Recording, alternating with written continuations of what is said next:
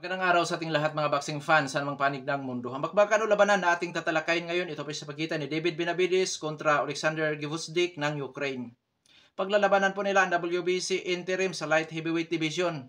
Fight schedule ng mga ito, Hunyo 15, 2024, nagaganapin po sa MGM Grand Garden Arena, Las Vegas, Bansang Amerika. At sa bakbakan na ito, tayo po ay maghahayag ng sarili nating fight prediction, comparison at analysis na kung saan doon pa po lamang sa ating gagawing comparison at analysis. Detalyado po na inyong malalaman kung saan ba naging llamado, saan ba naging dehado ang magkabilang panig. Na kung saan, malaki po ang posibilidad na makakakuha kayo ng idea kung sino ang papaboran nyo sa panalo dito po sa naturang bakbakan.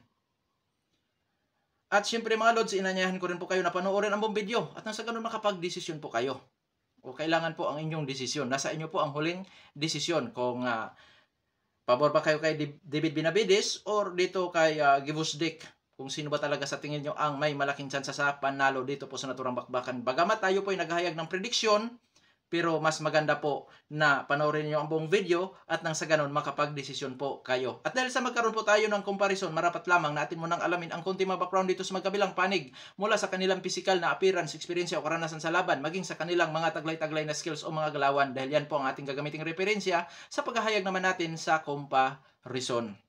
Pero bago natin yan simulan, para po sa mga boxing fans na bago pa po lamang napadpa dito sa ating munting channel, inanyayahan ko po kayo na sana suportahan po niyo sa pamamagitan po ng pag-subscribe, like, and share. Para po sa mga boxing fans na walang sawa na sumuporta at sumubaybay dito sa ating munting channel, taos puso po ang nagpapasalamat sa inyong lahat. Wala po dong sports PH kung wala rin po kayo mga idol. Kaya naman, hindi na natin patagalin pa. Alamin na natin ang mga background dito sa magkabilang panig. At unahin natin ang sa panig ng Ukrainian fighter na si Alexander Gvozdyk. Bilang isang professional boxer, ito pong si Alexander Gvozdyk ay may impresibong kartada po na 20 wins with 16 wins coming by way of knockout, may isang talo at wala pang naitalang tabla. Sa kanyang nag-iisang talo, technical knockout po ang kanyang sinapit. Sa ngayon, may edad na 37 anyos itong si Alexander Gvozdyk. Height ng boksingerong ito, 6 foot and 2 inches. Reach, 75 and half inches. Orthodox ang kanyang stance, knockout ratio 80%. Last fight nitong si Alexander Gvozdyk mga lods, September 30, 2023, nakasagupan nito si Isaac Rodriguez, panalo by second round technical knockout itong si Alexander Gvozdyk. Nalasap, natikman ni Alexander Gvozdyk ang pagkatalo sa kaunahang pagkakataon noong mapalaban siya kay Artur Beterbiev noong 2019. Isang unification title bout po yon ng WBC at IBF na kung saan ang itinaga lamang ni Alexander Gvozdyk sa mga kamay ni Artur Beterbiev ay 10th round na technical knockout po itong si Alexander Gvozdyk. 2019 siya nakatikim ng talo, nag-comeback fight po ito mga lods noong ng 2023. Nakasagupan naman niya sa kanyang comeback fight si Josue Obando. Panalo by unanimous decision si Alexander Gvozdyk. At nasundan po yon na kung saan impresibo ang kanyang panalo at siyempre sa huli niyang laban kay Isaac Rodriguez na kung saan mga lods bago mapalaban naman siya kay David Benavides. Oo. Ngayon, dadako tayo sa karanasan o eksperyensya nitong si Alexander Gvozdyk. Mga lods, bago ito pumasok sa professional boxing, dati itong lumalaban sa amateur boxing. Dating amateur boxer itong si Alexander Gvozdyk na may impresibo kartada sa amateur fights na umabot po sa 225 wins with 30 losses. At sa ngayon, bilang isang professional boxer, itong si Alexander Gvozdyk, ang karanasan naman niya bilang isang professional boxer,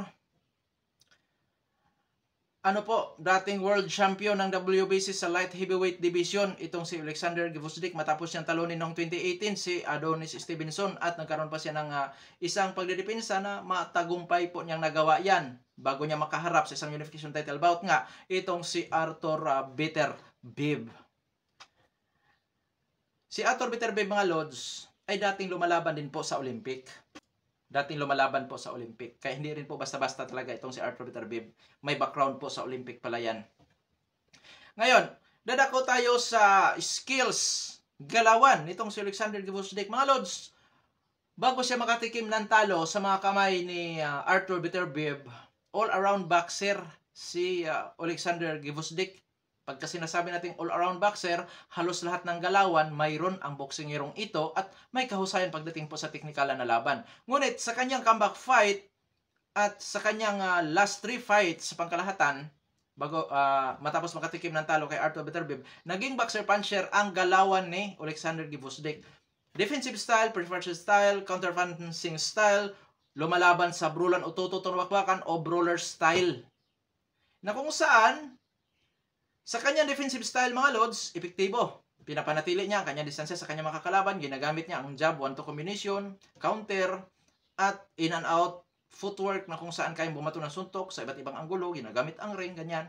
Sa kanyang preserve style naman po mga lods, nagpapakaula ito ng mga jab, 1-2 combination, tapos in and out ang malimit niyang ginagawa. May counter punching style din po ito habang nasa defensive style.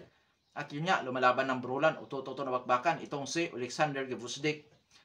Taglay ang hand speed, power, timing at accuracy.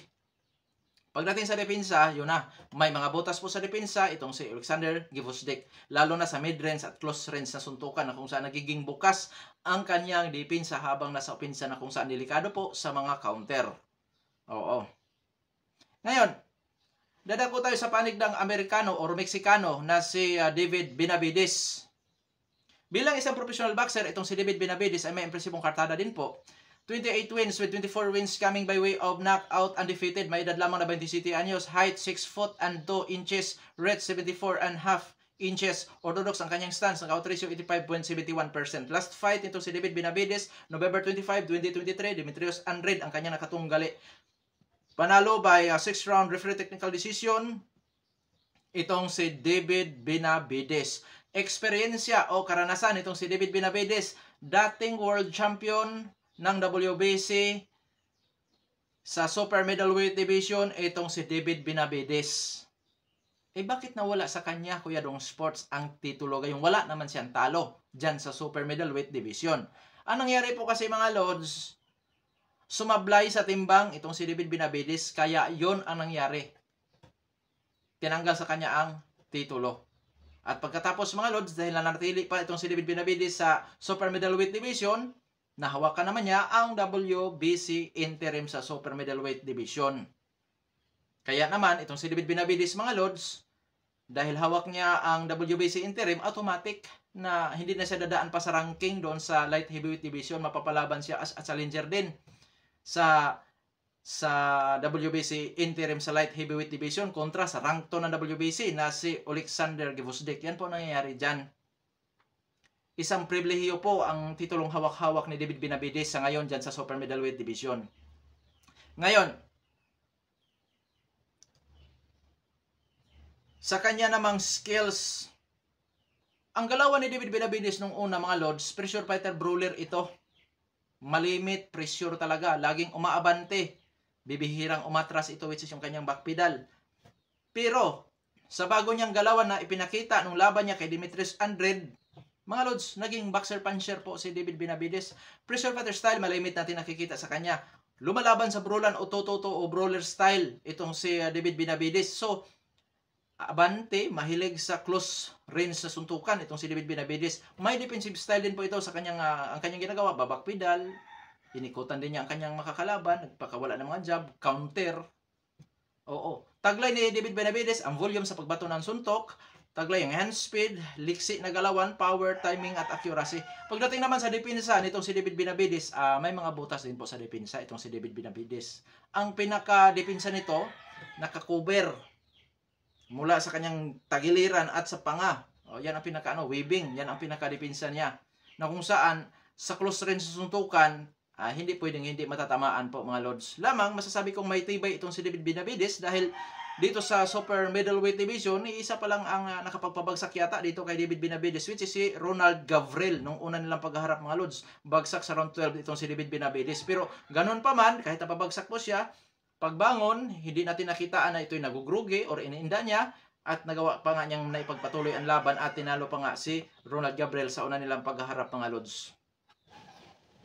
Kaya naman, masasabi kong may tibay itong si David Benavides. Pero, dahil for the first time siyang mapapalaban dito sa light heavyweight division, ang mga katanungan natin dyan, madala ba ni David Benavides ang kanyang liksi, ang kanyang hand speed, ang kanyang power, ang kanyang tibay? Yan po ang katanungan na kung saan optional pa po yan dahil hindi pa natin nakikita na napapalaban si David Benavides ito po sa light heavyweight division. Ngayon dadako na tayo sa ating gagawing comparison. Unahin natin sa edad. 27 anyos si David Benavides, 37 anyos ang kanyang makatunggali na si Gvozdyk. So lipas na po sa prime si Gvozdyk. Kalakasan niya yun ni David Benavides. Ngayon pagdating po sa height, reach, power, kung sino po ang may advantage. Pagdating po sa height, pareho pong may height ito na umaabot po sa 6 foot and 2 inches. Sa reach, lamang po ng 1 inch itong si Alexander Gvozdyk dahil umabot po ang reach nitong si Gvozdyk sa 75.5 inches, samantala itong si David Benavides ang kanyang reach ay umabot po sa 74.5 inches. Parehong orthodox ang maglalaban ngayon pagdating sa power. Umaabot po sa 85.71% ang knockout ratio ni David Benavides, samantala itong si Gvozdyk ay umaabot naman po sa 80% ang kanyang knockout ratio. So dahil nandito po tayo sa comparison, lamang po sa power si David Benavides, pero konti lang diferensya, which is 5.71% lamang ang inilamang ni David Benavides sa knockout ratio. Kung nandito tayo sa comparison, so lamang po sa power si David Benavides. Ngayon, sa kanilang activity fights, last fight ni Alexander Gvozdyk, September 30, 2023. Si David Benavides naman, November 25, 2023. Mga lods, parehong nasa status sila na active.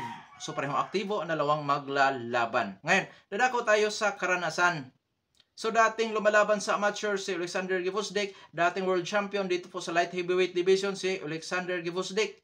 Samantala itong si David Benavides naman, dating world champion sa super middleweight division. Kumo, dito sila magpangabot sa light heavyweight division, may mga kalamangan si Gvozdyk siyempre. Dahil dito sila magpangabot natural na sa timbang si Gvozdyk. Dito siya nag-world champion mga lods sa light heavyweight division. Kaya dito may kalamangan si Gvozdyk pero konti lamang po kasi itong si David Benavides ay siyempre nag-world champion din po ito sa super middleweight division, which is isang baitang lang din naman.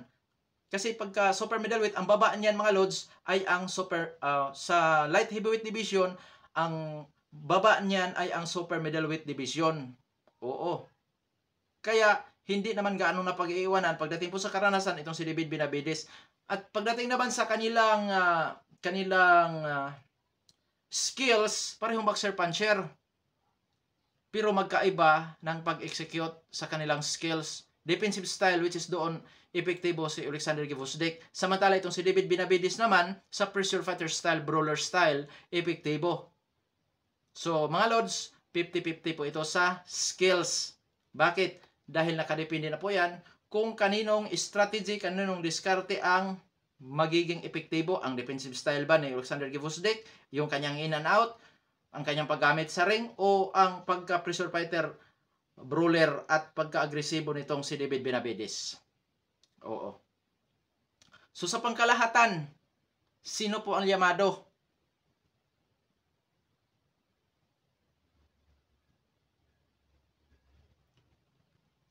Optional ang pagkadihado ni David Benavides dito. Kasi dito lang siya naging dihado po mga lods dahil for the first time siyang mapapalaban sa light heavyweight division. Oo, doon siya. Pero dahil sa edad ngayon ni Alexander Gvozdyk na 37 anyos na, so major din po yan. Dahil di malayo, bunga ng katandaan, bunga ng edad, which is nasa kanyang father time na posibleng magbabago na rin ang kanyang galawan. At siyempre, apektado na ang tibay, ang power, ang stamina. So mga lods, kung sa physical na appearance tayo, match ang dalawang maglalaban. Sa tangkad, sa laki, sa power, hindi na po magkakalayo. At pareho namang dating world champion na dalawang maglalaban, parang boxer puncher. Yun nga, ang sinasabi ko lamang na doon naging dihado si David Benavides dahil for the first time siyang mapapalaban dito po sa light heavyweight division. Pero tandaan natin, 37 anyos na rin si Alexander Gvozdyk na sa kanyang father time. So, mga lods, 50-50. Paano naging 50-50 Kuya Dong Sports? Okay, si David Benavides bago lamang sa division. Pero tandaan natin na major na problema ni Alexander Gvozdyk, edad 37 anyos. Hindi lahat po ng atleta o boksingero na sa edad na 37 anyos ay nasa magandang body conditioning pa rin. Hindi lahat. Oo. Although may umaabot ng 60 na nasa magandang body conditioning pa rin. Pero hindi lahat ganon, mabilang lang po sa daliri. So, major na po yan para sa akin na kung saan nasa kanyang father time, lipas sa prime, si Alexander Gvozdyk. So, dito mga Lods, magiging 50-50 dahil po si David Benavides ay bago lang po sa division. Sa madaling salita, mga Lods, dito natin makikita kung madala ba ni David Benavides ang kanyang tibay, ang kanyang power, ang kanyang liksi, ang kanyang tibay. Sa panig naman ni Alexander Gvozdyk, dito natin makikita kung hindi ba iepekto sa kanya ngayong laban niya kay David Benavides ang kanyang pagka-father time, which is 37 years old, lipas sa kanyang pagka-prime. Yan po mga Lods, kaya 50-50. Hindi ako magugulat na manalo si Gvozdyk, hindi rin ako magugulat na manalo si David Benavides. Dahil optional ang sitwasyon ni David Benavides. At syempre, sa panig naman ni Alexander Gvozdyk, optional din po yan dahil maaaring nasa magandang body conditioning pa rin ang boksingerong ito. Oo. Kaya mga Lods, nasa inyo ang huling desisyon. Okay, gagawa na tayo ng prediction. Official prediction ng Dong Sports PH. Prediction ko po dyan, David Benavides by technical knockout sa later rounds.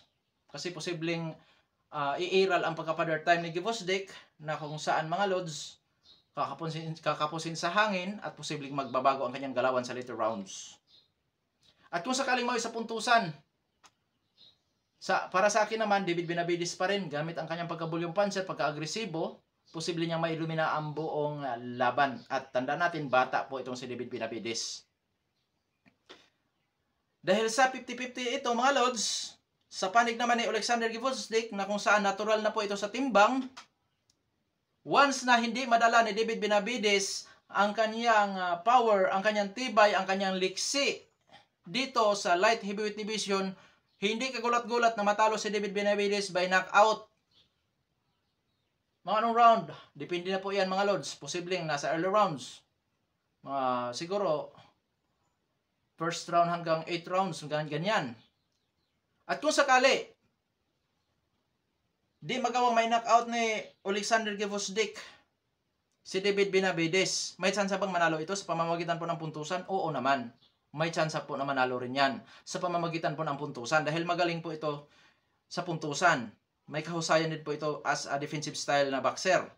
In and out, taglay hand speed. So, posible niyang maidomina din ang laban. Lalo na kung sakaling hindi madala ni David Benavides ang kanyang power, ang kanyang liksi o ang kanyang hand speed, ang kanyang tibay.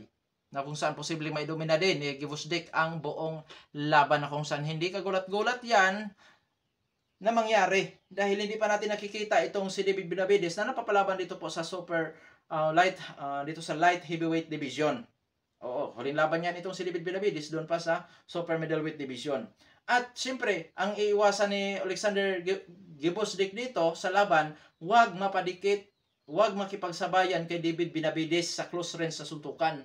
Dahil doon siya magiging delikado sa volume, sa effectiveness nitong si David Benavides sa close range sa suntukan. Oo. Dahil kung mangyari nga na hindi makapasok si David Benavides sa range nitong si Alexander Gvozdyk, delikado si Benavides na matalo sa puntusan at delikado din siyang ma-knockout dyan. Dahil hindi pa natin nakikita nga, hindi pa nasubukan ang tibay nitong si David Benavides. Pero ganun pa man mga Lods, may tiwala ako sa kakayahan nitong si David Benavides na posibleng niyang may panalo ang laban na ito by knockout at maging sa puntusan mga Lods. Pero yun nga, dahil bago siya sa division, hindi kagulat-gulat na matalo siya dyan mga Lods. Oo, dahil hindi lahat ng boksingero may kakayahan na magpatintero sa division mga Lods. Hindi lahat. Oo, hindi lahat. Lalo na dito sa light heavyweight division na nandito po ang mga power puncher na masasabi nating mga kinatatakutan po mga Lods. Oo, nandito. Si Christian Mbili, si Joshua Buatsi, Hamza Shiras, siyempre Dimitri Bivol, Arthur Beterbiev, yan mga Lods. Yan yung mga pang-an, yung may mga pangil dito sa light heavyweight division. Na kung saan dyan masusubok ang tibay nitong si David Benavides. At siyempre kung madala ba niya ang kanyang pamatay na suntok na kung saan tinagurian ang Mexican monster ito si David Benavides mga Lods doon sa middleweight division. Hindi natin alam kung madala ba niya dito yan sa light heavyweight division. Kaya kung madala niya yan mga lods, lalo na yung kanyang power at tibay, at tiyak mapapalaban po ang mga knockout artist, ang mga decalibring technical fighter, katulad ni Bibol, dito kay David Benavides. Dahil hindi naman napag-iiwanan sa laki itong si David Benavides. Hindi napag-iiwanan. 6 foot and 2 inches si David Benavides. Isipin mo. Tapos pagka doon siya lumalaban sa super middleweight division, sa kanyang laki, sa kanyang tangkad, nakukuha niya ang timbang doon sa super middleweight division, pero pagka walang rehydrated clothes mga lods, lolobo si David Benavides. Mas malaki, mas mabigat ang kanyang timbang sa gabi ng laban. Kaya nagiging weight bully itong si David Benavides dyan sa super middleweight division. Pero ganun pa man, hindi yan kapansin-pansin mga lods. Kasi sa weigh-in naman kasi, basta pasok ka sa timbang, kahit gano'n ka pa kalaki, aprobado yan. Di ba? Pero pag may rehydration clause, delikado. Si Benavides dyan, tuyo siya dyan sa super middleweight division. Ilang beses na sumablay si David Benavides sa timbangan dyan. Kaya nga naagawan to ng titulo or natanggalan or tinanggalan ng titulo ng organisasyon dahil dyan sa kanyang pagsablay po sa pagkuha ng timbang. Kaya abangan natin, magandang laban ito. Malaking pagsubok sa panig ni David Benavides po yan. Dahil for the first time siyang mapapalaban dito sa light heavyweight division. Hanggang dito na lamang ito Pandong Sports PH. Maraming salamat po mga idol.